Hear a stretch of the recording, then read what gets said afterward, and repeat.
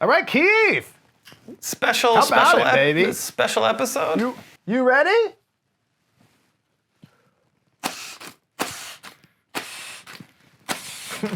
Happy New Year! Happy New Year! Woo! We made it. We did.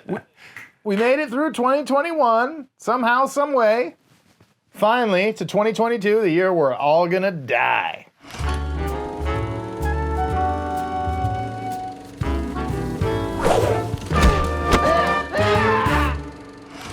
This is exciting because we're excited about 2022. You and I and the Bluff Council, we got some big things popping. We've been hard at work, and we'll be unveiling some new stuff pretty soon that I think should be pretty good. That should enable Keith and I to get rich and sell out and never talk to any of you again. It's an effort to sell out and distance ourselves from you goons as much as possible. The world's ending in 3 months, and we need compounds. That's how I feel. But as excited as we are to look forward to 2022, we're looking back at 2021 and the year that was. It all started on January 6th. Time out. We need to... Please don't. Okay. The films, I was happy that there was a tremendous variety of films, especially after 2020, which was like, the beginning of the pandemic. Now we just understand it's going to be here forever, and life is never going to be fun or joyful again. But 2020, they were just like pushing everything back, and there was like 6 new films that came out in 2020. So it was nice to be back to a whole plethora of awful films to watch throughout 2021. How did you feel, Keith? I'm excited for films in general. I was excited. 2021 was the year I returned to movie theaters. I was lucky enough to be there with you on my first go-around back to movie theaters. I love going to movie theaters. It's such a great experience. You're a weird guy, Ace. I love it. I love going to movie theaters. I love everything about it. So I would gladly pay all the money that it costs. I take out second mortgages to go to the movies to fully experience them, but I love it. So I was glad to get back to the movies. I love that they exist and hopefully continue to exist. So we're here today to briefly discuss some highlights and some lowlights of the year. We're going to fly through these, Keith, because time is of the essence. Absolutely. It's 2022. Who wants to look back when you can look forward? You know what I mean? Great point. There's nothing but darkness behind us. Especially you go back like 15 years. I'm sorry, everybody. A little bit of darkness in front of me too. Who knows? There's darkness all around. I'm engulfed in darkness. My old friend. I just read the book The Road. Are you familiar with The Road? No. It's good. You wouldn't. You're better off. Your life is better off. It's a good book, but you guys know. You've read books. This is a Pulitzer Prize winner. All right, Keith, where do you want to start? Let's start with best. Let's start with our best films. Okay. And we're gonna do 3. For clarity's sake, these are of the ones that I've seen and that you've seen. I think that should be clear.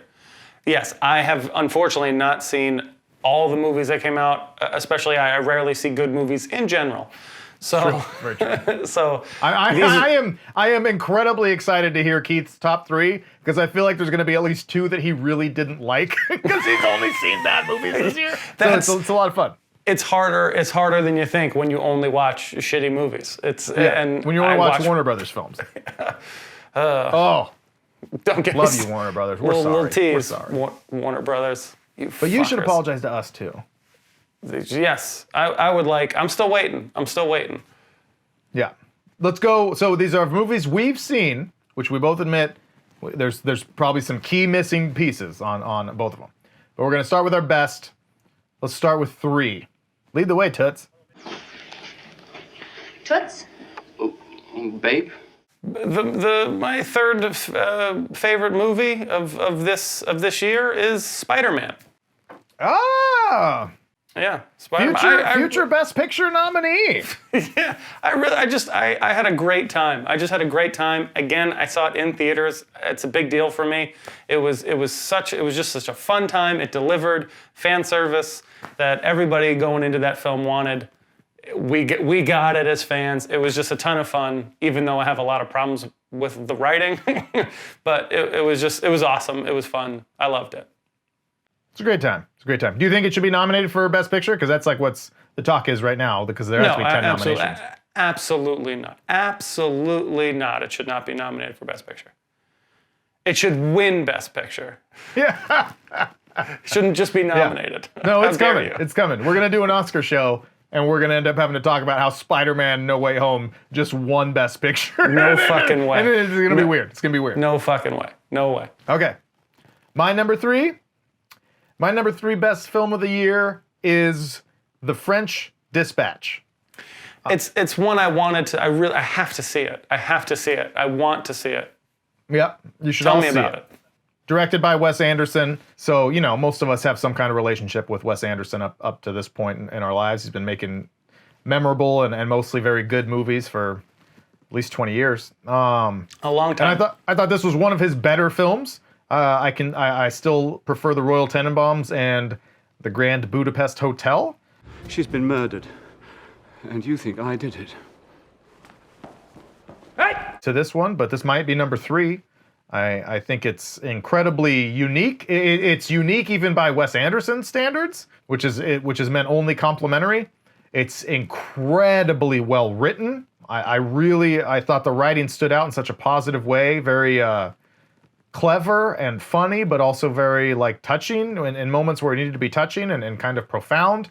But the story structure is relatively simple. It's broken into 3 parts, kind of 3 different short stories. And it's shot in typical Wes Anderson unique beauty. I mean, it's just a really enjoyable film. It's not like it was so challenging, and you know what I mean. But just a beautiful, good time. It made me really happy to watch that movie. And there's a dearth of those kind of films out there right now that I'm happy watching. So, number 3 for me. Number 2. Number 2.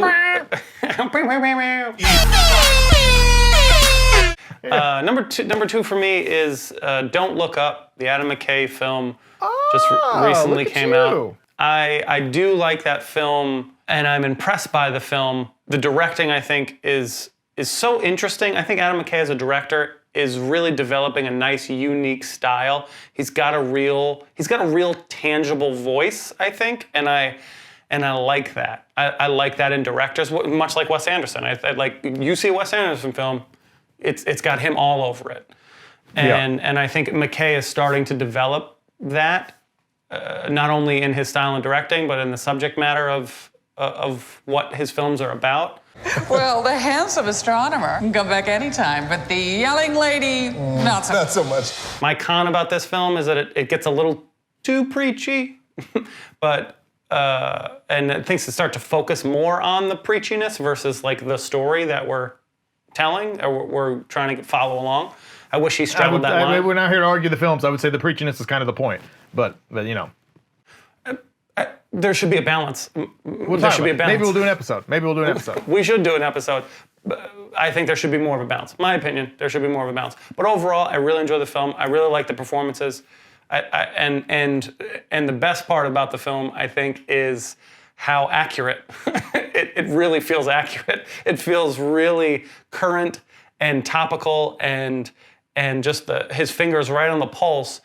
Yeah. And it's so well done in that matter that today is not even what the film's about. They started making the film about climate change years ago, and it's still so relevant and even more prevalent with everything that has developed. And it's amazing to be that pinpoint on the pulse of society today and really hold the mirror up and say, look at you fucking morons.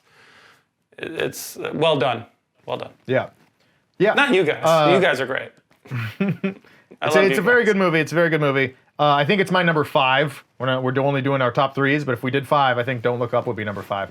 I agree with everything you said for the most part. All the praise, anyways. I think Adam McKay's style is super unique. Love that he, for the most part, sometimes it got a little dizzying, but for the most part, I love that he has this way of like cutting off before the actual scene happens. He just shows you like the transition up to the scene, and then just cuts to the next one to show you what that scene led to. Like you don't even have to have like the exposition. You just have like the transition leading to the exposition, and then we just go to the next scene because you know what was said and what happened. And he does that throughout this movie. I think that's really interesting and cool. I respect someone that can be so funny, but also very powerful. I thought like the last few minutes of that movie was really beautiful and like heart wrenching. The thing of it is we really did have everything, didn't we? I mean, when you think about it. I thought it was mostly very funny. I thought some of the stuff was a little bit like some of the complaints I had about some of the writing in The Matrix, where I felt like it was an older person writing jokes for, like oh, Jonah Hill's doing TikTok videos like this, like that. That's a little played out. But anyways, mostly a very good film. I liked it a lot. I would argue that's the point. To use your same exact argument, like I think he was trying to. That's the character he was trying to portray. Maybe, He's supposed to be a douche. The jokes, and a moron, some of the jokes were a little flat, and out of touch. a little dated. You're a little dated. Shut up. I am. I'm a lot dated. I'm hoping this preserves me like formaldehyde, baby. Well, that's my number 2. My number 2 is a sort of interesting inclusion here, because up until now, this French Dispatch was my number 2, and this film was not on there because I didn't realize this film came out in 2021 until just minutes before recording this. What I remember? film? Because Do tell. it came out in February, and it was included in last year's Oscars. So it feels like a last year's movie. Because of the pandemic, they extended the window of submission time for films to be in this year's Oscars, or 2021 Oscars ceremony, even though this film would normally have been cut out. It is Judas and the Black Messiah, Deputy Chairman Fred Hampton of the Illinois Black Panther Party. which I thought was a really powerful film. Just not like, it wasn't like big or full of grandeur or anything, but it was just like a really affecting film filled with excellent performances, most notably for me by Daniel Kaluuya, if I'm pronouncing that correctly, who did win the Oscar. You're close. I don't think you're right. Not quite right. Yeah, it's close though.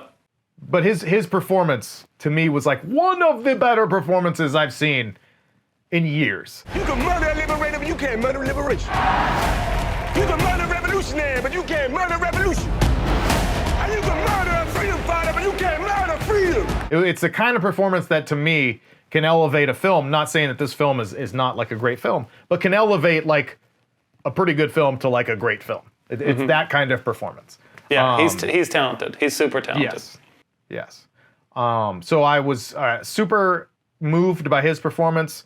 Also stars Lakeith Stanfield, who's another incredibly talented actor, and also stars Jesse Plemons, who I think is really rising on my ranks as a great performer. I mean, just a great, interesting, emotionally effective, timely film. It bumped The Last Duel, which I recently watched, and that was going to be my number 3, which I thought was a very solid film.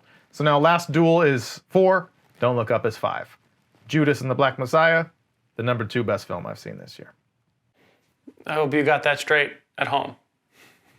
Yeah, I'm the kind of guy that comes with a top 3 with 10 movies. So I'm going to tell you about my other 10. I'm going to tell you about the other 7 or whatever. I'm going to take a quick nap, and you guys let me know when you're done. The time has come for my number 1 film, right? This is why we're Best here. film of the year, Keith Macri. Best film of the year, and What's your bet? I got $20 says it's Red Notice.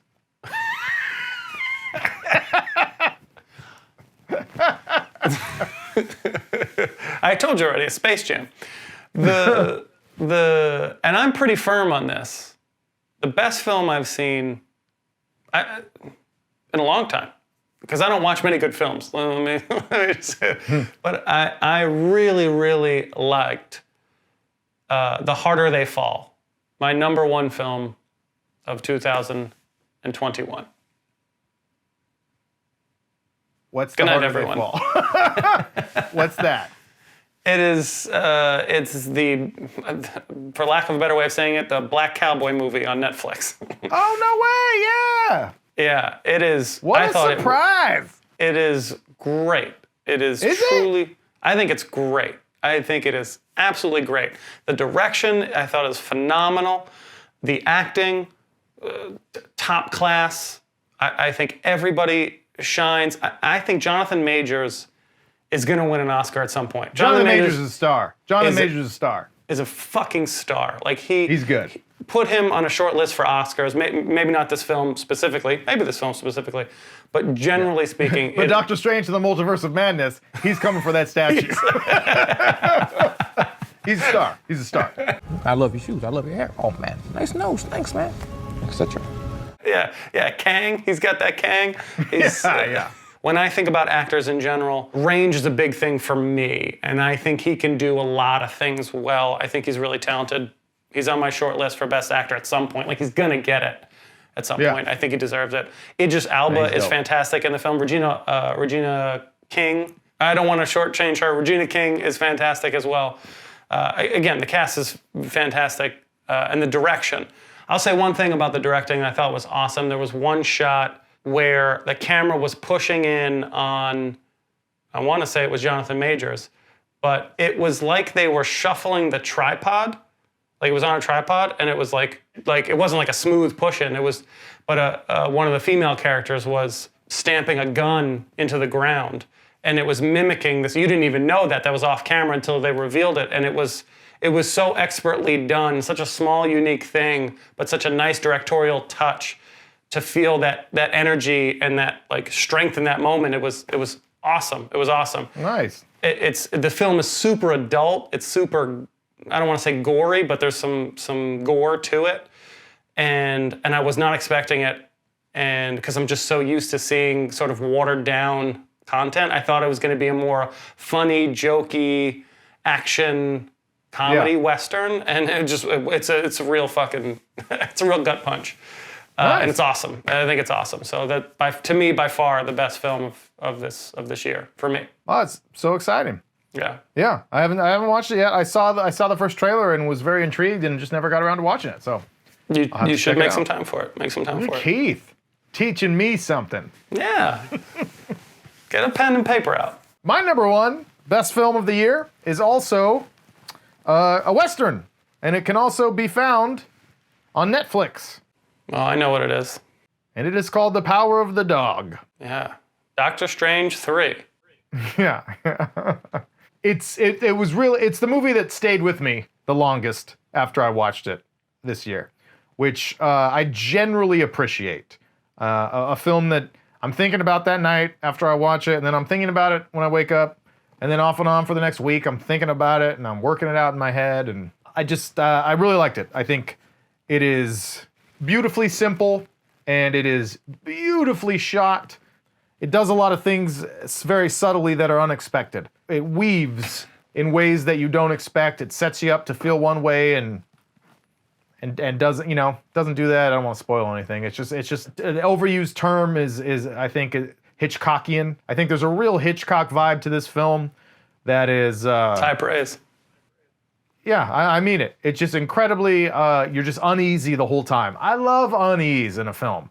The way you've talked about liking Hitchcock for like telling you something up front and then you're just uncomfortable the whole time because you're waiting for something to happen. So then even scenes that might be considered slow, boring by modern taste or whatever, you're just like, is this the moment? Is this gonna happen? Is this? And then it's just really beautiful. The cinematography is beyond, and I wanted to almost do an episode on The Power of the Dog just to like yell about how this. I don't know how much The Power of the Dog cost. Probably a few million, 5, 10 million, 20 million at most for the budget, I would guess.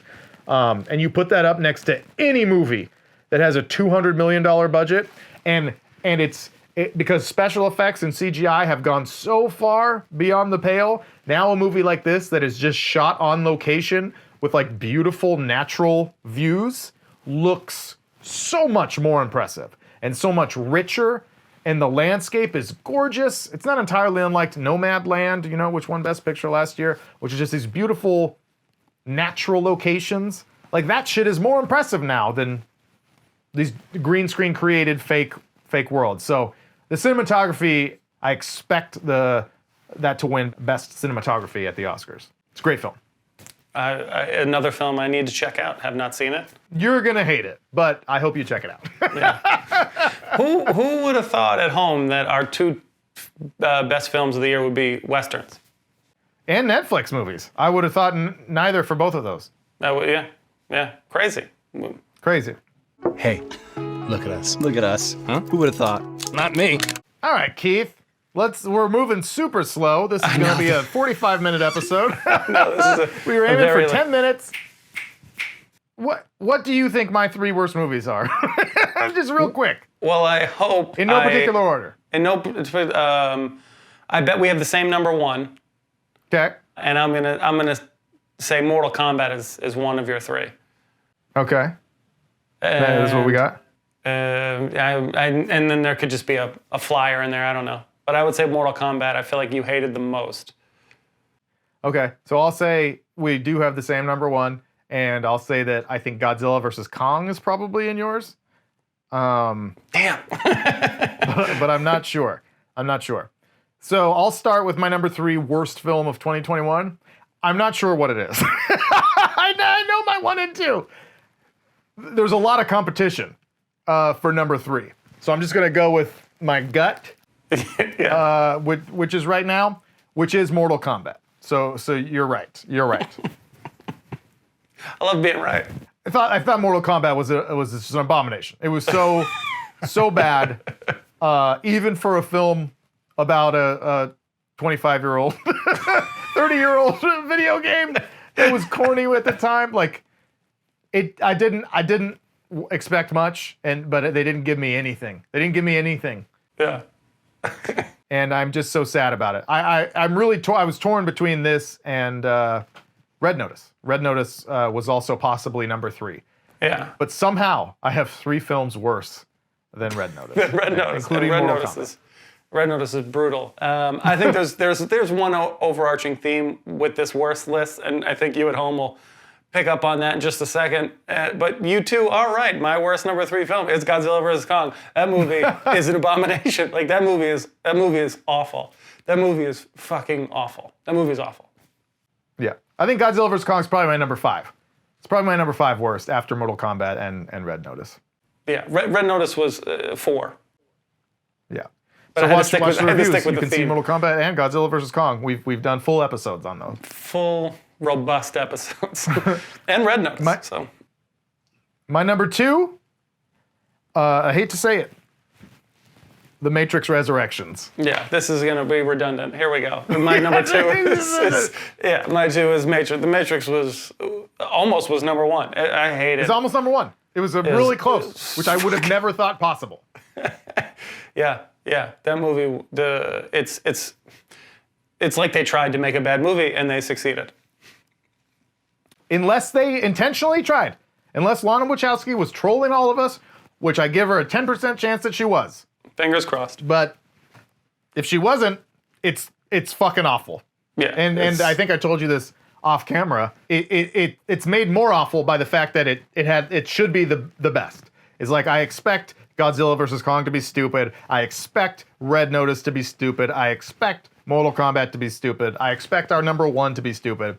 The Matrix has some heft and at least some precursor of quality. Yeah. And this film just like the deepest dive from. Yeah. It makes it all that much more painful. Yeah. It should, by that reason, it almost should be number 1. But Yeah. do you want to say obviously, do you want to say it together? No, because I want credit. Obviously, the number 1 worst film of the year is a film called Where's Kate? It's